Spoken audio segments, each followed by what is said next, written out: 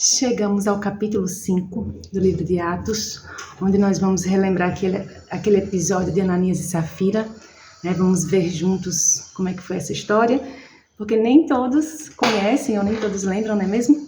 Então vamos lá. Entretanto, certo homem... Deixa eu só, antes de começar, pausa, volta aí um pouquinho. Ontem, no capítulo 4, nós lemos que Barnabé, eu vou ler os últimos versículos do capítulo 4 para a gente pegar a história certinha, certo? Então, vou lá, versículo 36 do capítulo 4. José, a quem os apóstolos deram o sobrenome de Barnabé, que quer dizer filho da exortação, levita, natural de Chipre, como tivesse um campo, vendendo-o, trouxe o preço e o depositou aos pés dos apóstolos. Ok? Então, agora vamos lá no capítulo 5, para você entender o contexto. Entretanto, certo homem chamado Ananias, com sua mulher Safira, vendeu uma propriedade, mas, em acordo com sua mulher, reteve parte do preço e, levando o restante, depositou-o aos pés dos apóstolos. Então disse Pedro: Ananias, por que encheu Satanás o teu coração para que mentisses ao Espírito Santo, reservando parte do valor do campo? Conservando-o, porventura, não seria teu? E vendido, não estaria em teu poder? Como, pois, assentaste no coração este desígnio? Não mentiste aos homens, mas a Deus. Ouvindo estas palavras, Ananias caiu e expirou, sobrevindo grande temor a todos os ouvintes. Levantando-se os moços, cobriram-lhe o corpo e, levando-o, sepultaram. Quase 3 horas depois, entrou a mulher de Ananias, não sabendo de nada que tinha acontecido. Então Pedro, dirigindo-se a ela, perguntou-lhe: Diz-me, vendestes, portanto, aquela terra? E ela respondeu: Sim, portanto. Tornou-lhe Pedro: Por que entraste em acordo para tentar o Espírito do Senhor? Eis aí à porta os pés dos que sepultaram teu marido, e eles também te levarão.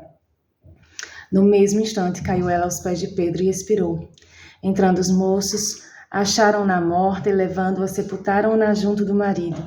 E sobreveio grande temor a toda a igreja e a todos quantos ouviram a notícia destes acontecimentos.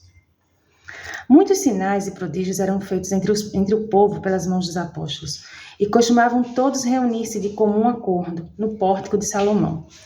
Mas dos restantes ninguém ousava juntar-se a eles. Porém o povo lhes tributava grande admiração. E crescia mais e mais a multidão de crentes, tanto homens como mulheres, agregados ao Senhor, a ponto de levarem os enfermos até pelas ruas e os colocarem sobre leitos e macas, para que, ao passar Pedro, ao menos a sua sombra se projetasse em algum deles. Afluía também muita gente das cidades vizinhas a Jerusalém, levando doentes e atormentados de espírito imundos, e todos eram curados.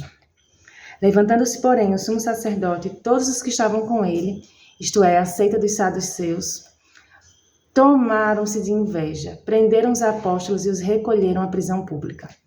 Mas de noite, um anjo do Senhor abriu as portas do cárcere e, conduzindo-os para fora, lhes disse: Ide e apresentai-vos, e apresentando-vos no templo, dizendo ao povo todas as palavras desta vida.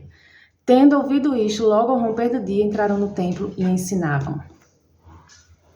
Chegando, porém, o sumo sacerdote e os que com ele estavam convocaram o sinédrio e todo o senado dos filhos de Israel e mandaram buscá-los no cárcere.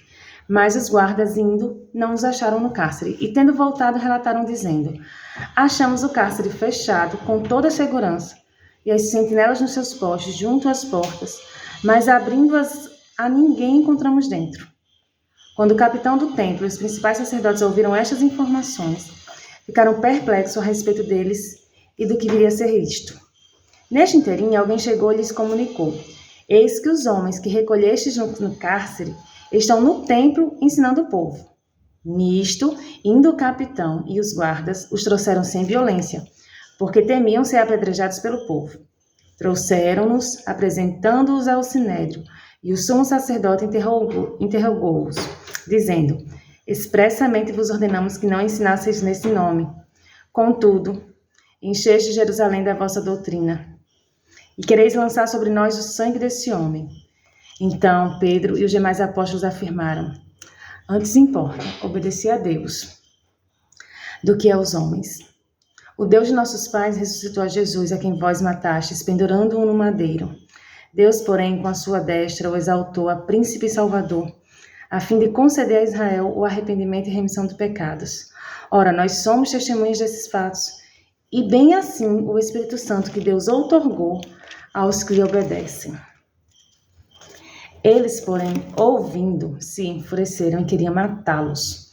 Mas levantando-se no sinédrio um fariseu chamado Gamaliel, mestre da lei, acatado por todo o povo, mandou retirar os homens por um pouco, e lhes disse: Israelitas, atentai bem no que ides fazer a estes homens.